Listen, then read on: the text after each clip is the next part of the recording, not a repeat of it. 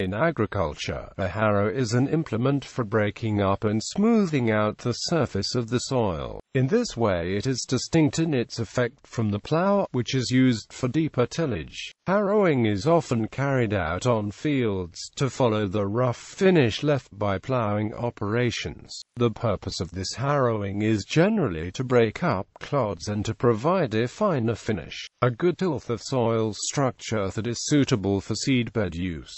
Coarser harrowing may also be used to remove weeds and to cover seed after sowing. Harrows differ from cultivators in that they disturb the whole surface of the soil, such as to prepare a seedbed, instead of disturbing only narrow trails that skirt crop rows.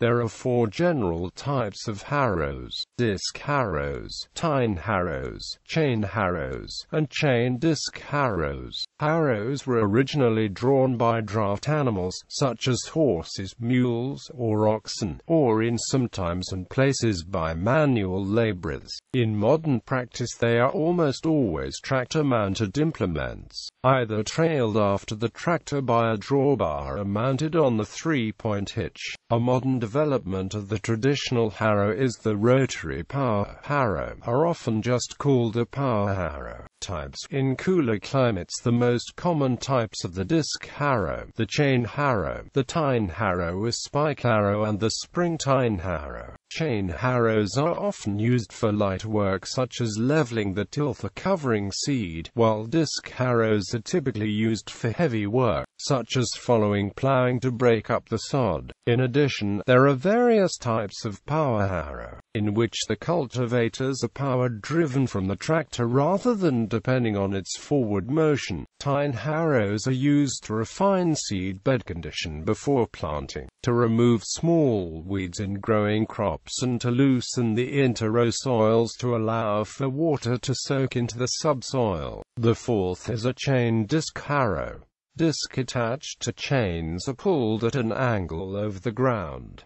These harrows move rapidly across the surface. The chain and disc rotate to stay clean while breaking up the top surface to about 1 inch deep. A smooth seed bed is prepared for planting with one pass. Chain harrowing can be used on pasture land to spread out dung and to break up dead material in the sward. And similarly in sports ground maintenance, a light chain harrowing is often used to level off the ground after heavy use, to remove and smooth out boot marks and indentations, used on tilled land in combination with the other 2 types. Chain harrowing rolls remaining larger soil clumps to the surface where weather breaks them down and prevents interference with seed germination. All 4 harrow types can be used in one pass to prepare soil for seeding. It is also common to use any combination of 2 harrows for a variety of tilling processes, where harrowing provides a very fine tilth, or the soil is very light so that it might easily be wind-blown. A roller is often added as the last of the set.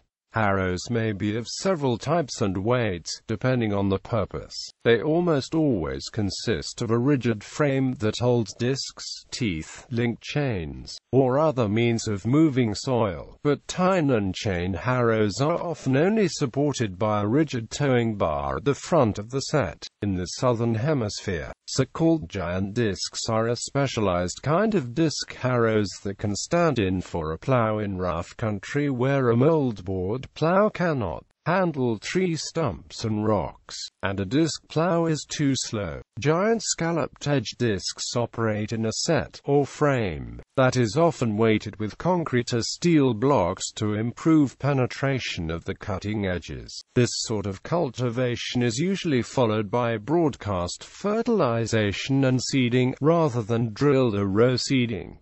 A drag is a heavy harrow, Power harrow. A rotary power harrow, or simply power harrow, has multiple sets of vertical tines. Each set of tines is rotated on a vertical axis and tills the soil horizontally. The result is that, unlike a rotary tiller, soil layers are not turned over or inverted, which is useful in preventing dormant weed seeds from being brought to the surface, and there is no horizontal slicing of the subsurface soil that can lead to hardpan formation. Historical reference. An Arabic reference to harrows is to be found in Abu Bakr ibn Washir's Nabatean Agriculture of the 10th century, but claiming knowledge from Babylonian sources. In Europe, harrows were first used in the Middle Ages.